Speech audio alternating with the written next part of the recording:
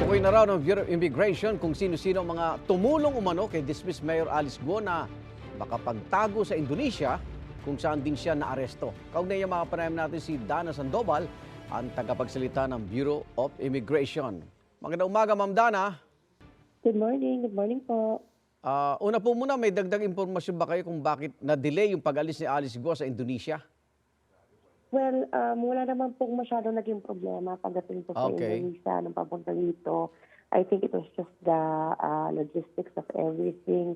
They were preparing. Actually, may meeting kahapon. Supposedly, it was 1 o'clock para i-arrange yung mga kinakailangan. But the meeting was delayed. Siguro mga 2:30 na rin nag-umpisa. So the Okay. initial schedule was supposed to be alas 6 ng gabi, but na-delay na po yan dahil late na rin po nagsimula yung coordination meeting nila. So it was pushed back po. I think mga 8 or mga ganun oras po umalis ang eroplano doon. Opo. At nababanggit ko ninyo kung sino yung mga tumulong kay Guo para makapagtago sa Indonesia? Sa ngayon po, limited pa yung nakukuha natin na information. Okay. I think sa mga next days po, mas magkakaroon ng linaw yan.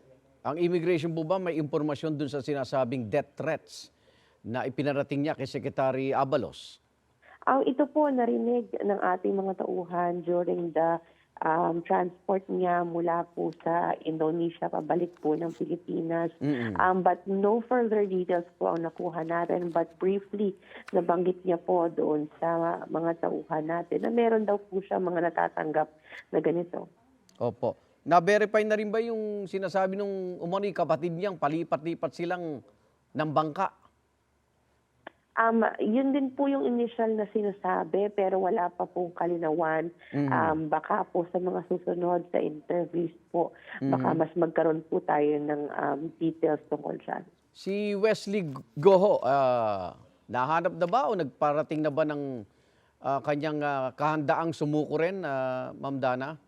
Si Wesley po, expected natin na one of these days, maibabalik na rin po ng Indonesian immigration. Okay. Ngayon po, we were told by Indonesia na wala pa naman po siyang travels outside or palabas po ng Indonesia. So he is presumed to still be inside their country.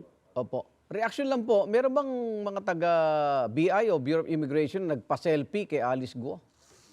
I think po during the implementation doon, nagkaroon po ng mga pictures doon sa paligid. I think the mood then of former Mayor Alice Guo was a bit relieved dahil nandun siya. And yun po yung sinasabi niya during the interview yesterday na parang she felt safe na may mga law enforcement sa paligid. So siguro medyo mas lighter yung mood niya nung time na yun. Opo.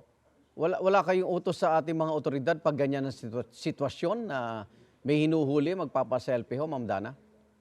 Well, yung standard procedures po natin, yun po ang in place natin. Okay.